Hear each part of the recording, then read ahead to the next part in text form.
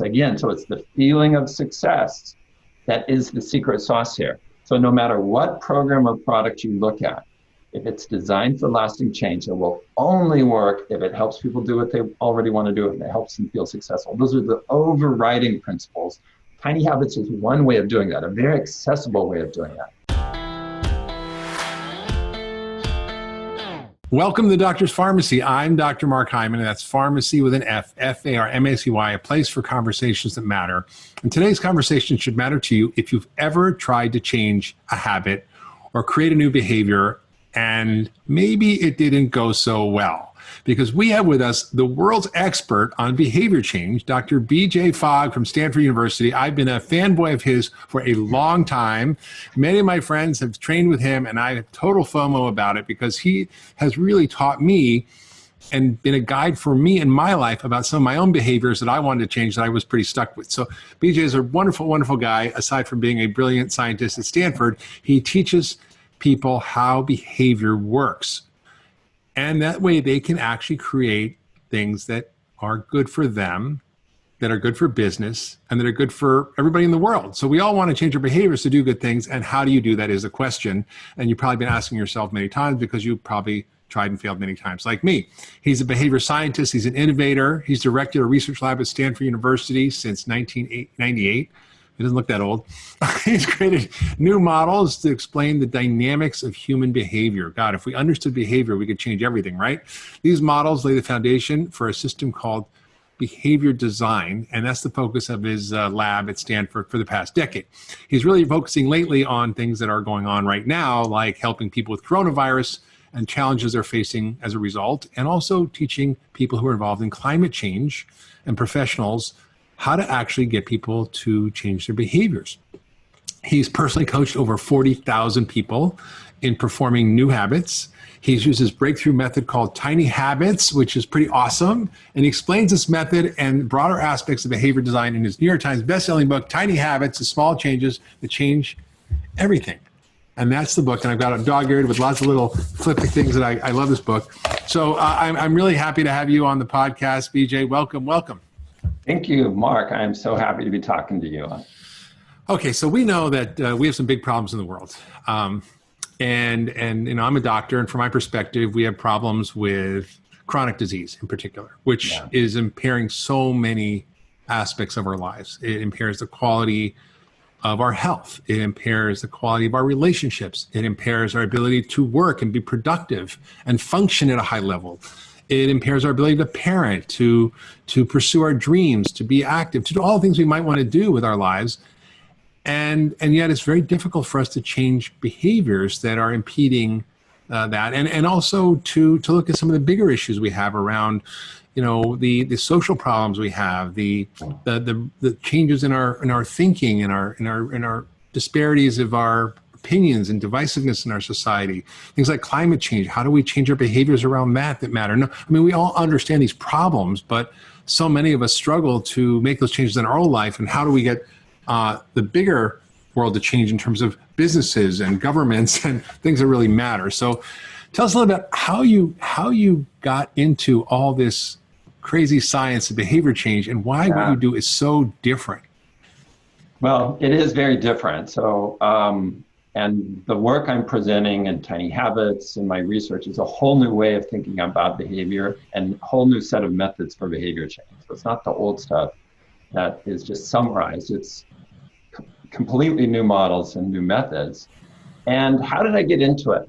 I just have to rewind to my cultural upbringing. I was raised Mormon in California, and in that tradition, there is a lot about regulating your behavior, modifying your behavior, optimizing who you are. There are restrictions in terms of what you can drink, and there's smoking and so on. And so I think I just grew up in a culture that had a lot of attention related to behavior change and optimizing yourself. I mean, Stephen Covey comes from that tradition. Oh, really? Yeah. So Stephen Covey is like, you know, friend of a friend, and or before he passed away. And, you know, so that's the 7 habits of highly effective people. Right? Yeah. So there's a lot in the water of Mormonism that has to do with human behavior and becoming a better person. And in fact, in the Mormon doctrine, as I understood it, back when I was practicing Mormon, there's definitely the idea that you are here on this planet to get better and better and eventually get perfect. So the idea that we human beings can eventually become perfect is part of the culture and part of the project of Mormonism. Wow. Well, maybe we already are perfect, and we just have to realize that we are. I think that's probably, but that could be a challenge, right? If you're. I wish I were smart enough back then to have said exactly that, Mark. But that's not how they see it. Okay, we're here to experience and learn and so on. But I think that really helped me, and then it became. But that's a challenge, right, BJ? Because if your goal is to be perfect, it's almost impossible to achieve. So it could kind of be a struggle, and it could be a setback. So definitely a setback for me. So there was probably a time in my mid-20s, about the time that I was also coming to grips that I'm gay, and that wasn't going to work with Mormonism, and then it wasn't lining up with that. And that it just wasn't lining up with the plans I had for myself, or my parents had for me, and so on. But the idea of almost this obsession with perfectionism really got in my way of making progress. And there's just so many. I mean, it got to the point, Mark, and I've never shared this before. So, I did what a good Mormon boy would do. You go to Brigham Young University. I wasn't a very good fit there, but the honors program kind of saved me because that was like my home. And did you know you were gay then? Coming to grips with it. It wasn't really clear to me. Went into therapy there, but the perfectionism even came down to, as I was walking along campus, it's like, oh, do I take this sidewalk or this sidewalk? There's a right and a wrong answer here. I've got to figure out what it is. And then, and so that's how it compounded in my life. And then I was able to set that aside and say, no, I'm good the way I am.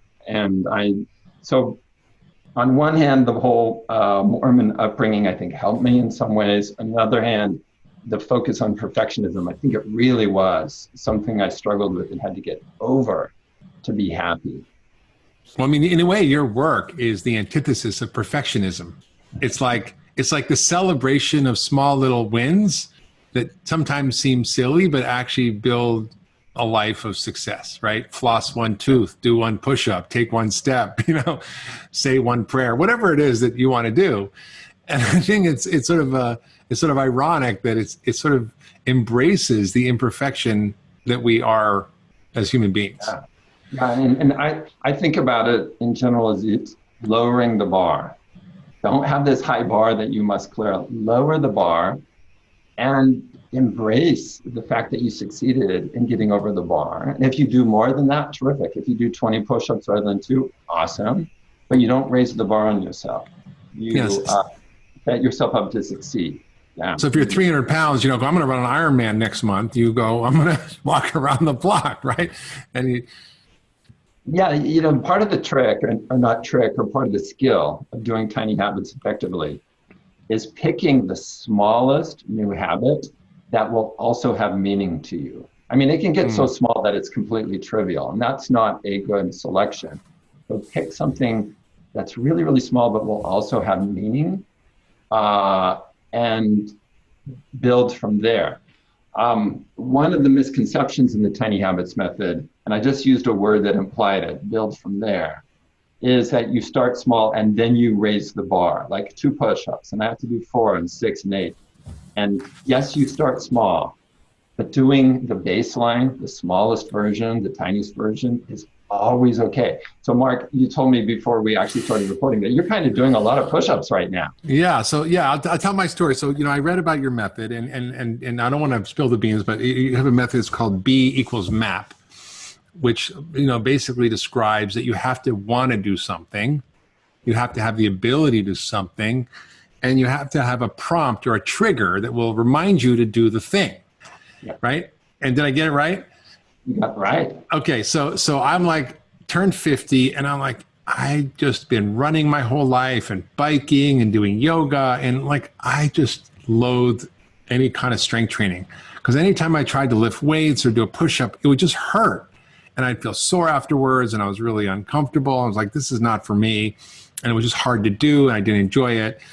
But then I read about your work. I'm like, all right, I'm going to try this. So I'm motivated to get stronger because I'm getting older, and I know that's important as a doctor. I definitely have the ability to do it, although I'm not very good at it because I don't do them and it's hard. And I like to do things that I'm good at and things that are really a struggle. And then so I had the motivation, I had the ability, and then I needed a prompt or a trigger. And I decided, well, I take a shower every day. And because I live in a giant barn, it's an old converted barn, it's up on the top floor, I have a long way for the hot water to get upstairs. So it takes a while for it to heat up. So like while I'm waiting for the water to heat up, it's like I'm going to try to do push-ups when I'm waiting for the shower to heat up. I think I'll start with one push-up and work my way up. And now, I can do 50 push-ups, which is pretty awesome. And I started weight training, and it sort of led to a whole, then I got a trainer. And so it's like, it led to changes in habits that I want to do, but it was so hard. I never wanted to do it. Good for you. And for people who haven't tried push-ups a lot, 50 is a lot. There's a huge difference between 20 and 35 and 35 and 50. So Mark, congrats. Good for you. Yeah, I'm 60 years old, so it's all right. Not so bad.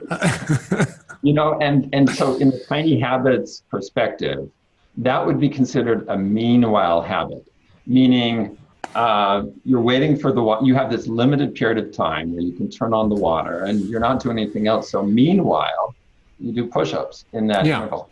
Did you find yourself doing push-ups other times of the day, or did it generalize? No, I never did. I never did. But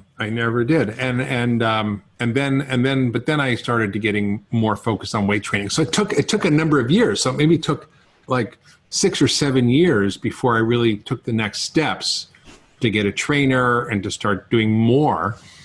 But it was interesting. I couldn't have done that, I think, if I hadn't sort of broken that hurdle and made the little changes. And I see that a lot. So I started teaching tiny habits, started sharing it with people in 2011. But you didn't call it that then, right? You called it this I called it 3 tiny habits. Yeah, I called it that from the beginning. I called it that, and the program was called 3 Tiny Habits because people were working 3 habits. And because I'm a measurements guy, I like studying things. I like numbers. I like researching stuff. I would evaluate it week after week after week. And one of the measures that I brought in, and I think I did it the first year, was to look at the ripple effects of doing 2 push-ups or flossing 1 tooth. Did it lead to other changes? But the vast majority of people answers yes. And did it lead to breakthroughs, doing something bigger? And on average, week by week, we would see 18% of the people reporting that they stepped up and did something bigger. Now that's within 5 days. So there's and then I started calling it, and this is not in the book, I started calling it a springboard moment, where people are going along. And I guess I was thinking of gymnasts vaulting, like they run and they're taking these tiny little steps and they go boom, and they do something big. And that seems to happen pretty reliably. And it seems to be a function of feeling successful on the tiny things that then opens you up to doing something much bigger that you wouldn't have done before. So let's dig into it a little bit. So this is a very scientifically based model. It's not just some cockamamie idea you came up with, while you were taking a shower, or maybe you came up with it then. I don't know. But it's something you've studied extensively at Stanford. It's backed by enormous amounts of research, and you really have created this whole Fogg behavior model. And talk about these 3 things that come together at the same moment and why they're important and sort of what you've learned, how it's so different than everything else that we see about behavior change. Yeah, and so tiny habits emerged from me looking at my own behavior model. There's a graphical version with an X and Y axis. The behavior model came together for me in 2007, and it goes like this. And this is a little bit of a repeat what you said, Mark. A behavior, any behavior, happens when there's motivation to do the behavior, there's ability to do the behavior, and then there's a prompt. And when those things converge, the behavior happens. If any one of those things is missing, it does not happen. And then when you graph it out in 2 dimensions, which I could draw or show a poster, if I should, there's a relationship between motivation and ability. And if something is hard to do, then in order to do it in my model, because there's a line that defines what action happens and it doesn't, if something's hard to do, then you have to have high levels of motivation. When motivation drops, you can no longer do hard things.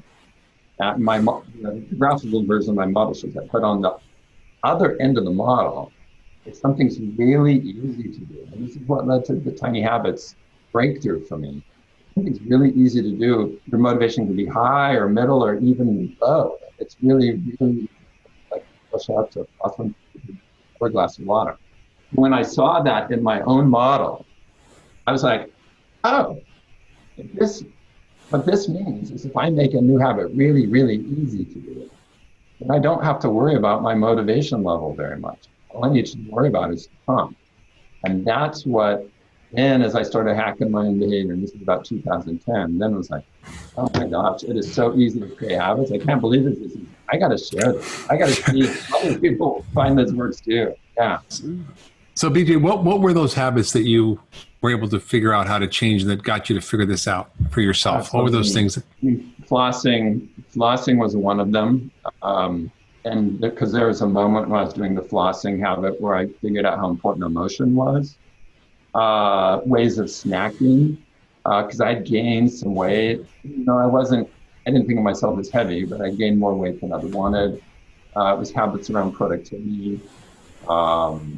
It was, I don't know if it was in the first year, but then I started doing 2 push-ups after I pee.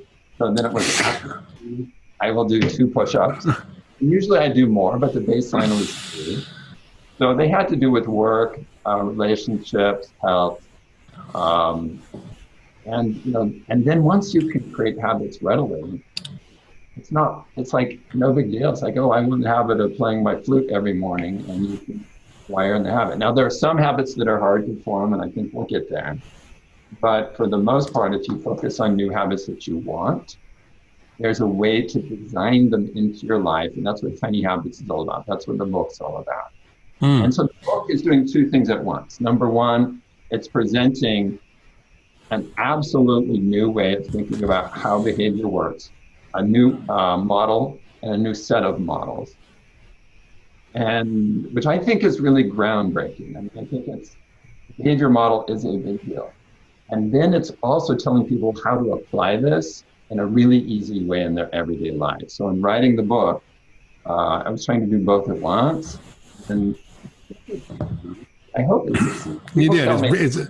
It's very good, but you talk about what's different about it, and other behavior change models have been studied, and it's one of the banes of existence. If you go to your doctor and he gives you a prescription, there's only a 50% chance that you'll fill it, and if you fill it, there's probably a 50% chance that you'll take it.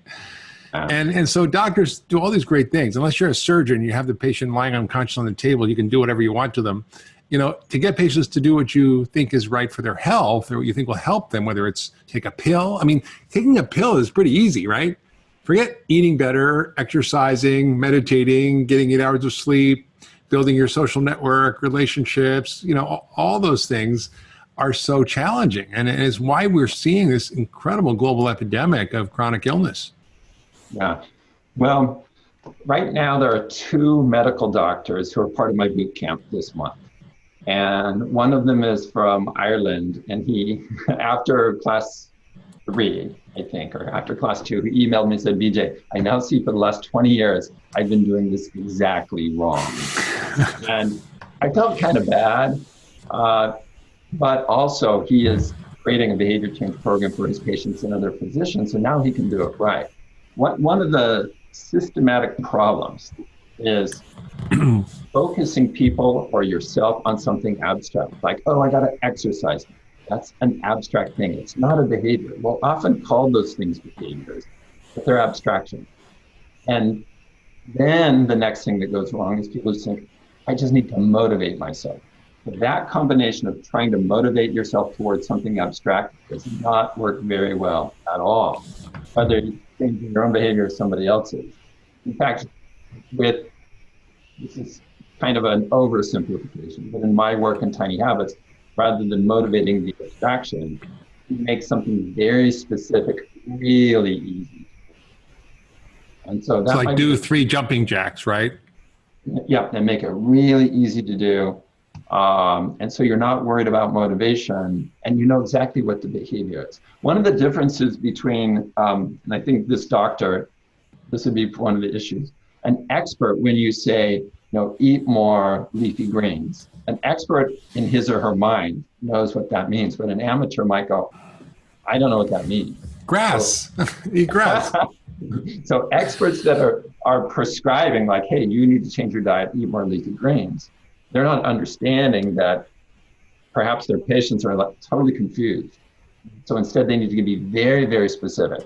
Here's what I want you to do. Eat bok choy, and broccoli and spinach. Have 17 leaves of kale. Yes, every evening, and steam it or saute it. And cook it this way, right? So really it's what is exactly the behavior and here's how to do it. And that is a much more successcul approach than motivating people. No wonder we have such a problem, because all doctors say is eat less and exercise more and lose weight. Good luck with that. And not working so well. I don't know if you want to go that. I'm going to go here, and you can change it if you want. But just everyday people don't even have the right guidance. I mean, for most people, if I were to walk out on the street and say, "Oh, how do you lose weight?"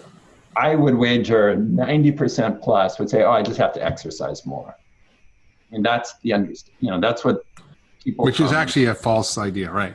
Right. And so people, so they're like, oh, if I only could get myself to exercise more, I could lose weight. Well, they're headed in the wrong direction. They haven't been given the right behavior, which is mostly nutrition behaviors, as you know, and the right way to make those into habits.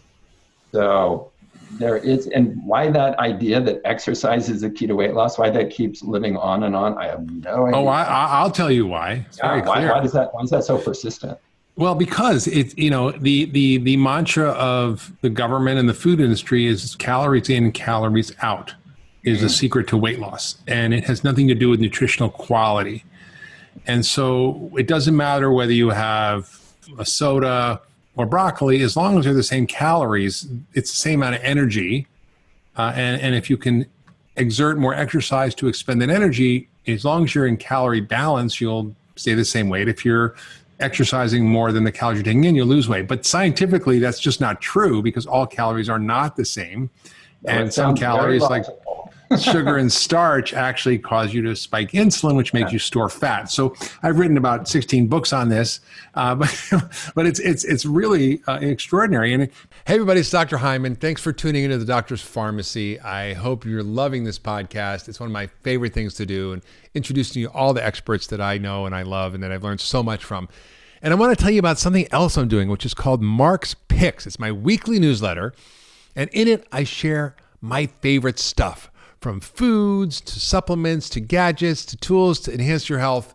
It's all the cool stuff that I use and that my team uses to optimize and enhance our health. And I'd love you to sign up for the weekly newsletter. I'll only send it to you once a week on Fridays. Nothing else, I promise. And all you have to do is go to drhyman.com/picks to sign up. That's drhyman.com/picks, P-I-C-K-S, and sign up for the newsletter. And I'll share with you my favorite stuff that I use to enhance my health and get healthier and better and live younger, longer. Now back to this week's episode. And one of the things I read in your book that I just really liked, and I use all the time, which is, people internalize this message of it's your fault. It's your fault you don't exercise. It's your fault that you're overweight. Shame on you. But you said, I'm here to say it isn't your fault. And changing your behavior isn't as hard as you think. And I think that's really an essential message, because people are stuck in this idea of self-loathing, self-hate, and discouragement because they're not having the willpower, the motivation, and they beat themselves up about it. How do you address that with people? I didn't understand that's where everyday people are until about coaching was probably 2,000 or 3,000 people. This would be 2011. So you're a slow learner. I was in my little bubble of Stanford and high achievers and CrossFit type people, right? So I'm in this very selected kind of world. And then I'm coaching, 300 people a week in tiny habits through email, but there's email exchanges. And about 3,000 people in, somebody wrote me and she said, "Oh my gosh, BJ, thanks to you, I now see that I've endured a lifetime of self-trash talk." And in Tiny Habits, what we do is we teach people to say good for me and feel successful and embrace it. And so she wrote to thank me. And she says, this boom has changed my life. And I paused. This was a huge moment for me, Mark. It's like, that is where people are really at. And then I started reading all the emails, and my interactions with it were different. And I was like, people, they have so many ways to say, I did a bad job, I'm insufficient, I lack willpower, and that's why in the book, when I say that was in some ways a little bit risky, because it's just inviting a lot of criticism, but it's true and it's accurate. And so to say, look, if you haven't changed, it's not your fault. You just didn't have the right way to do it yet. That's right. Now you do. Welcome to Tiny Habits. Now you do, and now you can do it. And it's not about willpower or discipline. It's about design. You design new habits into your life. You don't force them, or you don't use discipline, motivation, or willpower. It's a design challenge, not a test of somebody's character. I think that's so important to say that, because I see this all the time as a doctor. People beat themselves up, they trash talk, they have self-loathing, they get discouraged. And I just love this part of your book, 100 ways to celebrate and feel shine. And you have like 100 ways to celebrate yourself and to celebrate the little successes and the tiny habits, and builds on a positive feedback loop.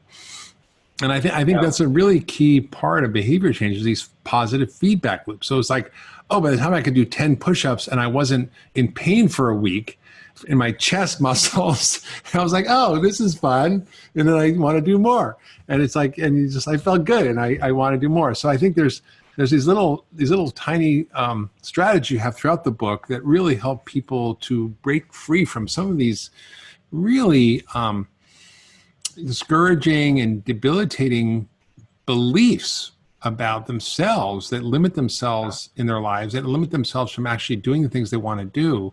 And it's so important. And you talk about this idea of behavior design. So it's not just random. You're actually thinking about this sort of, if you want to do certain things, like if you want to, build a house, you have to put the foundation in, you have to put the framing in, you have to put there's a design feature of how to get things to work.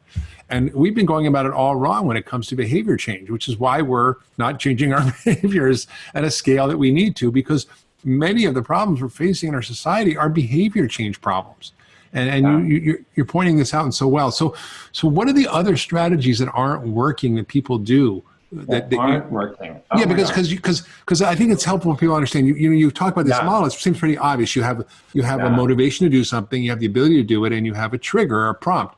And that seems like a very simple model, and it is. It works. I've used it, but on the other hand, what is pushing against people that it's limiting them? We talked about the idea of people even focusing on the wrong thing. Like if your aspiration is weight loss and you think it's about walking on the treadmill at the gym, focus on the wrong behavior. So that's one of the systematic problems. Another one of the problems is the idea that you set this really lofty goal, and then you just have to keep yourself motivated toward that lofty goal. Now, in my work, I don't use the word goal. In fact, in the book, I talk about why I think it's a bad idea to use that word.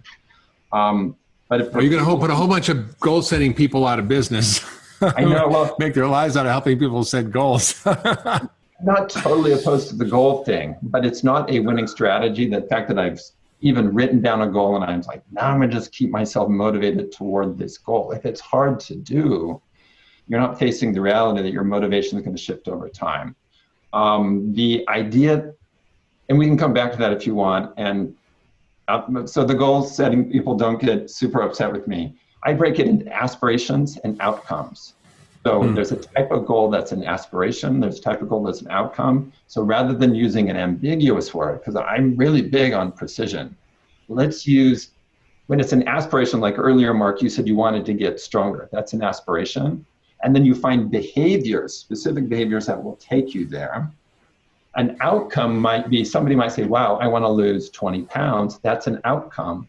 then you find specific behaviors that will take you there. So in either case, you start with what you want to achieve. And this is part of the system in the book. And then you figure out what behaviors are the right ones for you to take you there. So you don't guess at the behaviors. There's a way to figure out what are the best behaviors for you. Either to that aspiration or the outcome. And you, I'll go to a slightly different spot. Another one of the misleading ideas is that repetition creates the habit. So if you can just keep yourself doing the behavior, it'll become a habit. And that's not true at all when you look at what the research, so the people that are advocating this, and there are very popular books, and there's a lot of the culture that's saying repetition creates habits, and that's not true. You're being misled by those books and that thing. When you look at the research that most people cite, it shows that repetition correlates with strength of habit. It gives no evidence whatsoever that repetition causes the habit to form.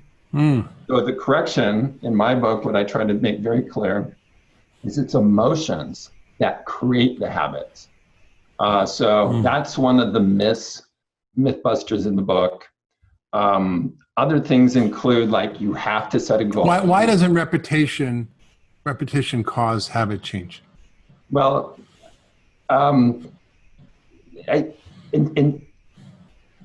I have quite a long, so I'm training the Tiny Habits coaches. We go through this thoroughly. And the reason, the question really is, why do people think it creates habit change, right? That's really the question. Why do people think that? Well, because they've been told that for years. So when you look at the research, it does not say that.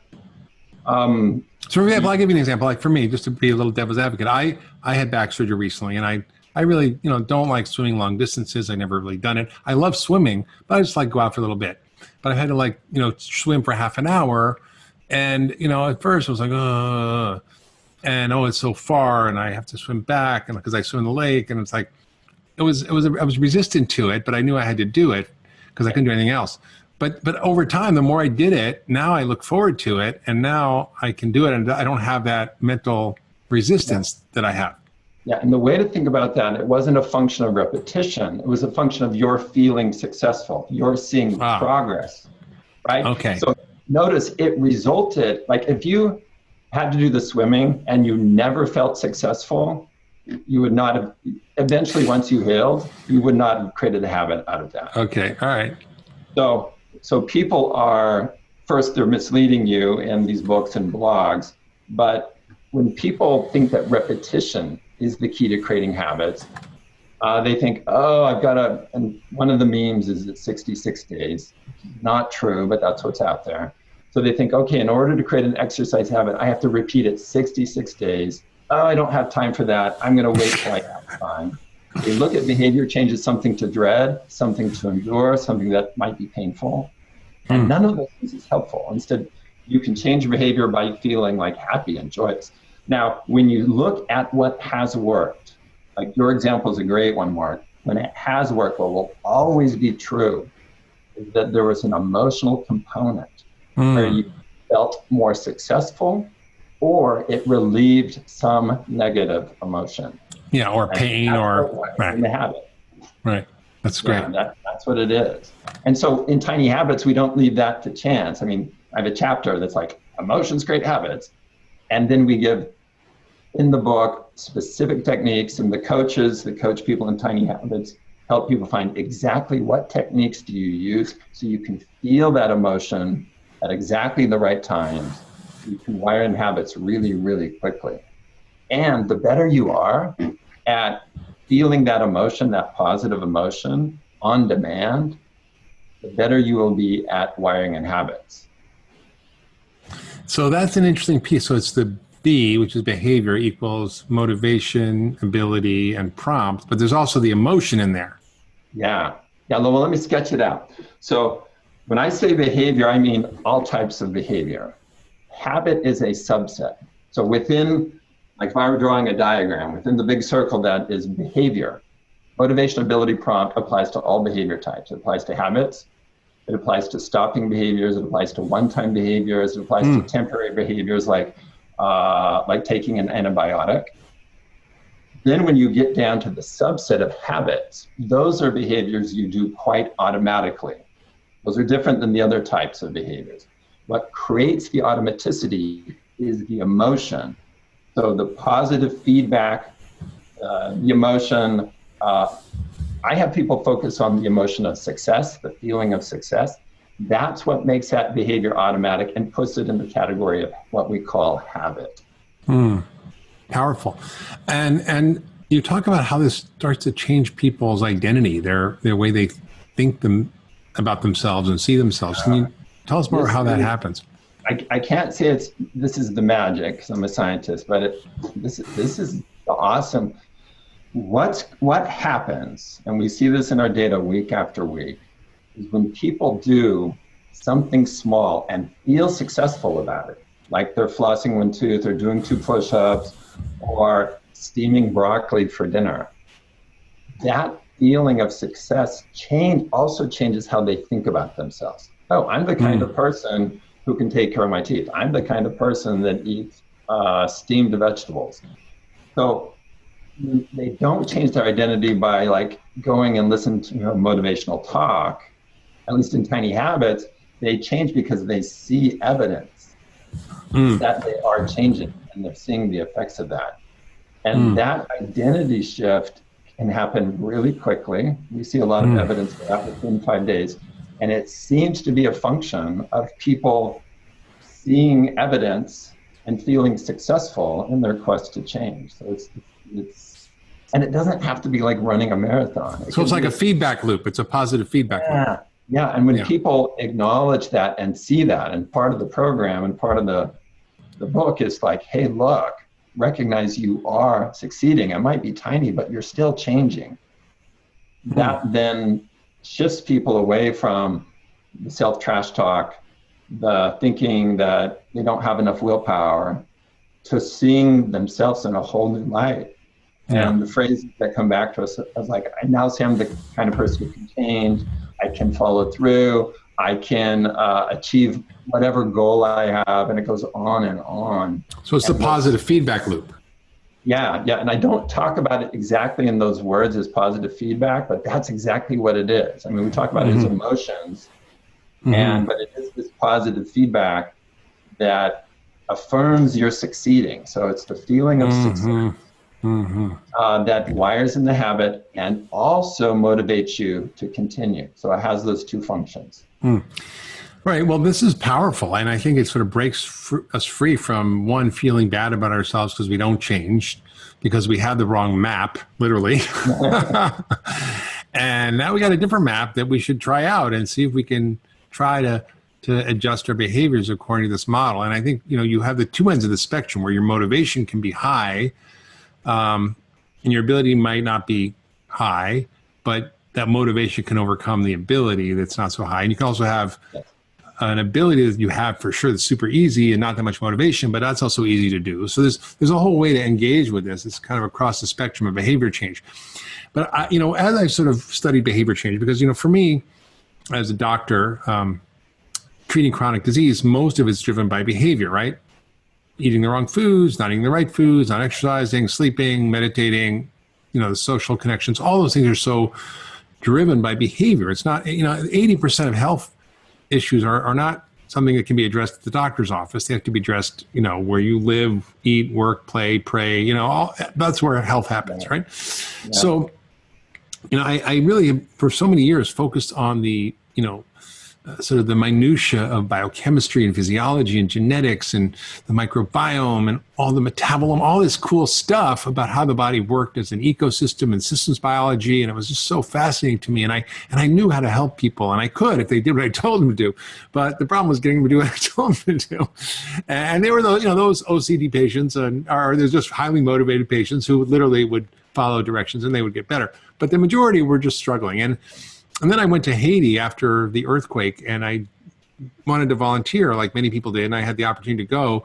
And I met a guy named Paul Farmer who discovered that he was trying to address some really big challenges in the world around TB and AIDS in countries where they were really just ignored. I mean, the poor countries like Haiti and Africa, and people just were giving up on these populations because there were so many changes that had to happen for them to actually take their medications and do the right thing. It wasn't like they didn't know what to do. And he realized that he used something called accompaniment as a tool for change. He created this whole model called accompaniment. It was this French word in Haiti, but essentially it was peer support. It was people helping each other and helping each other, supporting each other, helping each other be accountable to one another. And when I came back from Haiti, I met Rick Warren, who was a pastor at Saddleback Church, a faith-based minister. And I'm a Jewish guy from New York, so I don't know what do I know about that, but we got to talking after he came to see me for a visit, and he told me how unhealthy his church was. I said, why don't we start a healthy living program in your church and put it through these small groups that he had. He had 5,000 small groups. And I was like, wow, this isn't a mega church. This is thousands of mini churches. So let's put in this curriculum and see what happens. And I thought, a couple of hundred people would show up. There were 15,000 people that signed up the first week. And they had more people there than any other event they'd ever had, whether it was the 9/11 services, the Obama-McCain debate. And these 15,000 people worked together in small groups, supporting each other.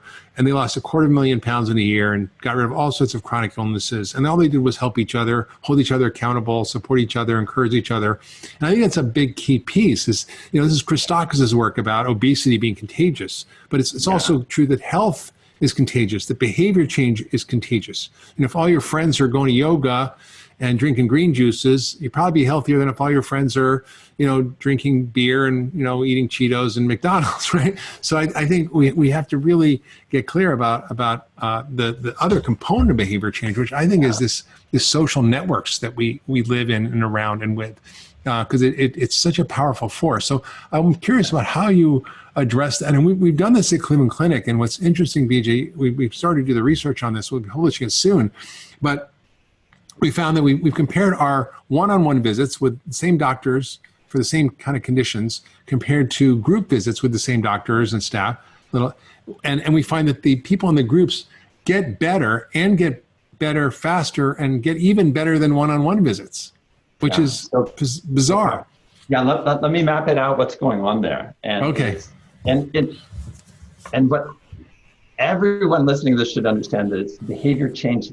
There's a system behind it. It's system. It's not like random stuff, but it's not been outlined until Tiny Habits. I mean, that's why I'm sharing the system. Like, here's how this works. Tiny Habits. So, but starting in 2011, when I started teaching this, I said, look, people, there are 3 ways to make lasting change. One is have an epiphany. Guess what? You can't design for that. They happen, but you're not going to make one happen, and your doctor's probably not going to make it happen. So take epiphany off the table. Number 2, you can redesign your environment to make the behaviors, and this is where the social piece. Number 3 is you change in these tiny ways. So this program is about the third one, but yes, changing your environment it works together with the Tiny Habits method. So what you're leveraging, there's a few things that social brings to the table. As you have a new social environment around you, then it makes the good behaviors easier to do.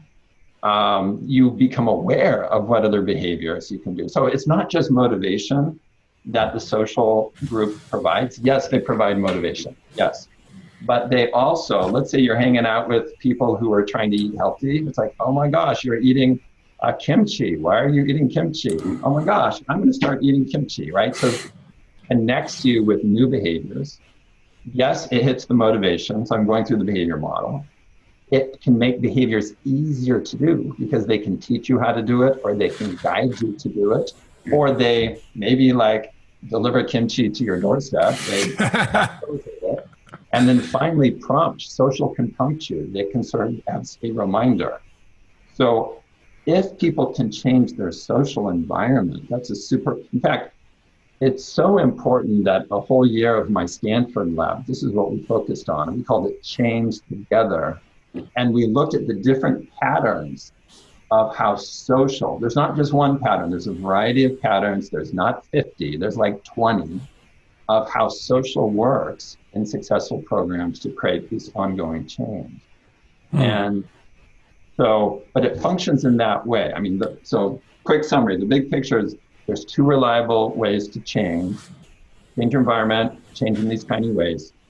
When you redesign your environment, you connect with new behaviors. Yes, you can increase your motivation, and it easier to do, and they're prompt. So it's hitting on all of those things. And with tiny habits, often what you do is you adjust your environment to make it. So that's really this loop of tiny changes, shift your environment, leads to more, and so on. So there's this loop. This isn't in the book. There's other work where I've shared this. And those are the only two ways to change. And social plays such a big role if you can immerse yourself in the right social group. And the household is one that I've long championed. Change together as a household. Yeah. But even that is really hard for some people to do. Yeah, I think that's really true. So what you're saying is this is really complementary. Tiny habits and changing your environment, which is really your social network, even, in your house. I mean, I literally changed my house when COVID happened. I had to change so many things in my house because I wanted to incite the right habits. Yeah. So I got exercise equipment. I did all the things that I created a special room where I put all the stuff that I want to use. And because I really didn't have that before. And so I made it easier for myself, and I created those little triggers. So it's helpful. There's something else I want to sort of talk about, which I'd like to understand from the behavior change point of view, which is kind of the opposite of what you're proposing, that I often use as a doctor. Because if someone's 300 pounds and I tell them have one less Coke and they're having 12 Cokes a day, they're not going to really see a change. Maybe they will, I don't know, but they're probably not. But on the other hand, I've heard examples of where these things really work. For example, Walmart has these tiny change habits things. I don't know if you were involved with that or not, but it kind of reminded me of your work, where they're like, make really small little changes. So there's this one woman who she was a very overweight woman, didn't want to give up her Doritos or whatever she was eating, or Cheetos. So she decided she would eat one less a day from the package. So the first time she would eat all of them except for one. And then she did all of them except for two. And then by the end of the month, she was not eating any. Now, that certainly can work. But what I've found is when people are struggling with really significant issues, if I can get them to experience a massive shift in how they feel quickly, that it drives their motivation, that then helps them continue. So, for example, I'll put people on relatively, for them, it's mostly how I eat, but it's a relatively extreme diet of getting rid of all processed food, getting rid of junk food, getting rid of sugar, getting rid of starch, eating whole foods, doing that for 10 days, eliminating common food sensitivities like gluten and dairy. And I see people have remarkable changes, not just weight loss, but energy, sleep, digestive issues, cognitive function, sinus issues. I mean, everything gets better, skin. And then they go, oh, and then they're much more motivated to continue. Now, sometimes they fall off over time, but I find those massive changes quickly can often, jolt people into longer term results. I'm just wondering how you frame that. Let me explain what's going on. So in behavior design, Mark, you talked about this earlier. It's a set of models, including the Fogg behavior model. There's other models. It's a set of methods, and there are two maxims.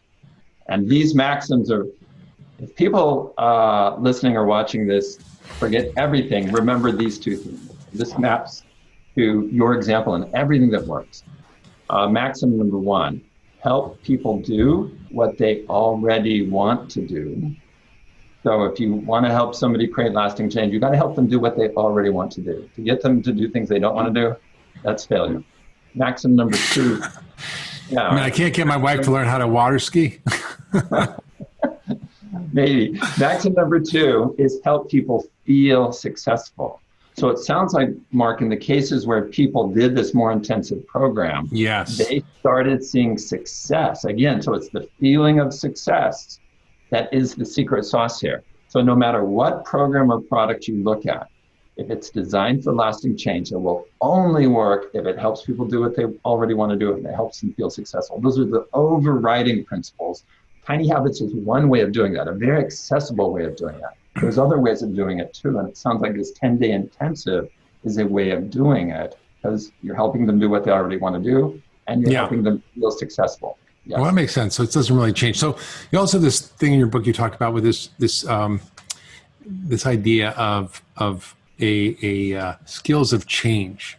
What are the skills of change? Because that sounds like a good thing to know about.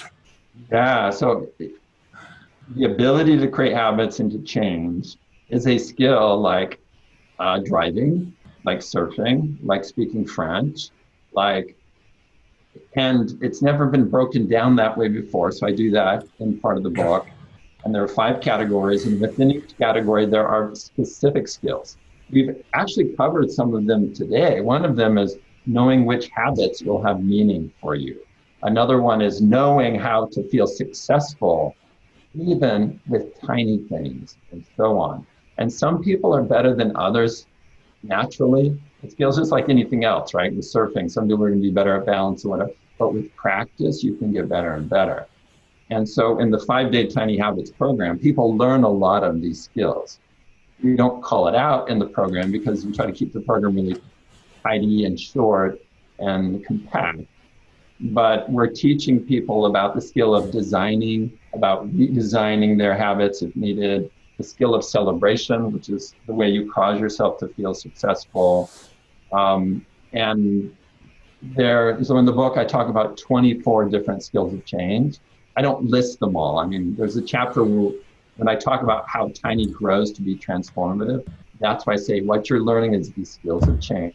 And once you have these skills, and one is embracing a new identity, so we hit on some of these, then you can apply it broadly, and it has this transformative effect. And so, yeah, seeing it as a skill and not magic, or not just one little tweak. There's no magical trick to changing your behavior, just like there's no magical trick to driving or surfing or speaking French. You can get better at it. You can approach it systematically, but it's helpful to have a good coach or a good guide. So what you're essentially talking about, BJ, is you sort of divine the science, if you can divine a science, of behavior change. And it pointed out that the ways that we've been trying to change the behaviors, whether dropping bad ones or taking on good ones, has really been misguided and has led us to fail and feel guilty and feel shame and feel like it's our fault. And that there really is a different way of thinking about it. And that it is a very specific skill that's scientifically derived that you can apply every day in your life that works. And that it's not just some airy-fairy thing from positive psychology, but there you are, a Stanford professor. You've got the full weight of that behind you and all the science behind you. And you've been able to show this not just as a theoretical idea, but you've been able to actually apply this across individuals, businesses, and far more. So can you talk about what you've seen in your work as examples of people and organizations and businesses that have actually transformed as a result of this work? Wow, where shall we start? With individuals and then work up, I guess? Yeah. Give me the full spectrum. Because I think it would be helpful for people to understand, how this applies. Because I think we get the basic framework, but then, it almost seems too good to be true. But I think in real life, you've played this out, and it actually comes to fruition. I get emails every day, people thanking me about, oh my gosh, BJ, I've tried everything, and finally, they found the online 5-day program that's free, or the Tiny Habits book. And they just, if people don't follow directions, it doesn't work. Because sometimes you say, oh, I'm going to do tiny habits and I'm going to do 20 push-ups. And it's like, guess what? That's not tiny enough. Okay. But when they, follow the system, they see that they can create these habits. And they're doing push-ups and they're flossing, they're taking vitamins or what have you. But the bigger impact is this identity shift. And the 5-day program is really designed. I designed it and iterated to really build people's confidence they can change. And that's one of the things we measure, is how much did the confidence increase that they can change, which is more important than if somebody's flossing or if somebody's, lifting a dumbbell twice, is confidence they can change. And so in the book, I tell, they're all true stories in the book. So as a scientist, everything in the book, including the longer stories, had to be absolutely true. So there's a story in there of a woman named Junie who had a sugar addiction and then applied the Tiny Habits method to untangle that sugar addiction to the point where she got free from sugar, and then discovered all these aspects of her life that were better, richer and better now that she wasn't under How did she do that? What she did, because I'm sure everybody listening to this podcast wants to know, including me. Okay, so the right way to think about a habit that you want to get rid of is not breaking it, it's untangling it. Breaking, like a lot of things in the world of behavior change, we're using the wrong words and we're setting the wrong expectations. Breaking is the wrong expectation. You don't suddenly break a habit like that. So she looked at what her specific habits around sugar, like, oh, I'd eat a snack here, I'd eat ice cream here, whatever. And then she found what was prompting and motivating those, and she untangled it piece by piece. And so think of it as a big tangle, and you take the easiest tangle first and get rid of that, and you work your way toward the middle until it all comes free and clear. So that's the overall way to think about it. How an individual might do it, I think, is very individual, which is why it's a system and you use the system. And so the way Junie did it might be different than other people struggling with sugar. Yeah. But certainly look at the sugar addiction not as a single habit, but as a tangle of habits. Understand what's driving those, and then take the easiest one first and tackle that. And just like if you have a pint of ice cream in your freezer, you probably don't want to have it there. Yeah, I mean, how did I get there? I don't know. I just kind of walked in and jumped in the fridge. That's kind of like a redesign. The book is not that prescriptive about what exact habits to form. People should be looking at you, Mark, for that, which I love. That he's like, here are the exact habits. My book is about how to create any habit, any habit you want, and look to Mark and others for what nutrition habits.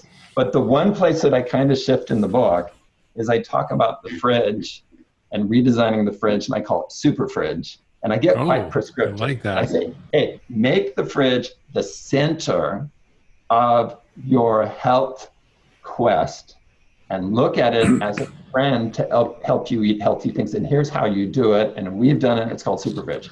In our super fridge, guess what? No ice cream allowed. No pie allowed. And the idea is basically this. You open the fridge and everything in there you can eat at any moment. There's no restrictions. Even in the middle of the night, you could eat anything in there, and it's all ready to go, or it's chopped up and ready to be prepared. So that's super fridge. So you invest in your environment once a week, you restock it. So then eating on your game plan is tiny and simple throughout the rest of the week. Yeah. So that. What about on an organizational level or a bigger change you've seen happen as a result of the work? Yeah.